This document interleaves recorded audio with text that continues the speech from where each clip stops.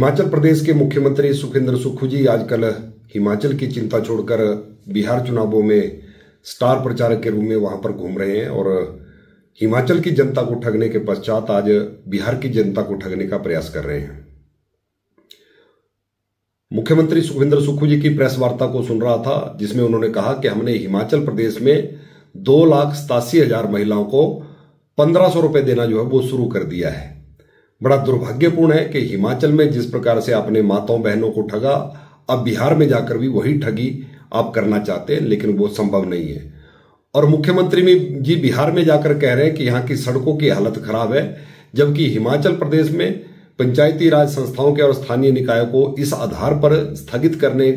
का कैबिनेट ने फैसला लिया कि हिमाचल की सड़कें पिछले 3 महीने से बंद पड़ी हैं और हिमाचल में पंचायती राज संस्थाओं के चुनाव संभव नहीं है। और स्वास्थ्य क्षेत्र को लेकर जिस प्रकार से मुख्यमंत्री जी बिहार में कह रहे हैं कि बिहार की जनता को भी कांग्रेस पार्टी जो है अच्छी स्वास्थ्य सुविधाएं देगी, लेकिन हिमाचल प्रदेश की जनता जानती है कि मोदी जी की आयुष्मान भारत योजना और जयराम जी की हिम केयर योजना दोनों को हिमाचल प्रदेश में बंद करने की ओर जो है सरकार आगे बढ़ रही है, जिसमें 5 लाख का इलाज वर्ष में एक बार एक व्यक्ति का होता था। आज उस योजना को भी हिमाचल प्रदेश में कांग्रेस की सरकार बंद कर रही है और उसके साथ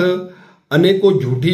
बातें जो हिमाचल प्रदेश में जो झूठी घोषणाएं की थी उनका जिक्र जाकर बिहार में कर रहे हैं। चाहे वो किसानों को ठगने की बात हो, चाहे वो नौजवानों को ठगने की बात हो। दूध के समर्थन मूल्य को कहा था कि हम 100 रुपए लीटर जो है दूध लेंगे, लेकिन आज हिमाचल प्रदेश में कहां पर 100 रुपए लीटर दूध जो है वो लिया जा रहा है, ये सरकार बताए। और उसके साथ हिमाचल प्रदेश में चीख कर कांग्रेस के प्रदेश के नेताओं ने और केंद्र की उनकी नेत्री प्रियंका गांधी जी जो कांग्रेस की राष्ट्रीय महामंत्री हैं, उन्होंने भी कहा था कि हम जैसे ही हमारी सरकार बनेगी 1 वर्ष में 1 लाख सरकारी नौकरियां नौजवानों को देंगे और 5 साल में 5 लाख सरकारी नौकरियां देंगे।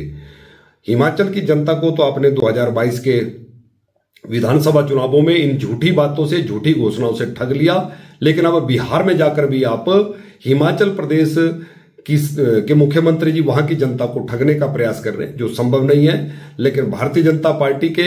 नेता भी अब बिहार में जाकर हिमाचल प्रदेश की सरकार की पोल खोलेंगे कि किस प्रकार से इन्होंने आज हिमाचल प्रदेश में आपदा के बावजूद भी आज बहुत सी सड़कें बंद पड़ी हैं, जिन पर बसें चलती थी आज बसें नहीं चल रही हैं। पंचायती राज संस्थाओं के स्थानीय निकायों के चुनाव स्थगित करने की ओर सरकार आगे बढ़ रही है। हिमाचल प्रदेश में 1500 के नाम पर महिलाओं को ठगा वो कहीं नहीं दिया गया।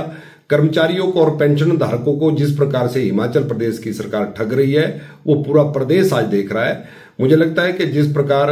बिहार में जाकर मुख्यमंत्री जी प्रचार करके ये वहां की जनता को ठगना चाहते हैं वो संभव नहीं है, लेकिन बिहार की जनता जानती है कि विकास अगर इस देश में हुआ है तो मोदी जी के आशीर्वाद से हुआ है, भारतीय जनता पार्टी की सरकारों के माध्यम से हुआ है और बिहार में भी कमल खिलेगा और भाजपा गठबंधन की सरकार जो है वो बिहार में बनेगी।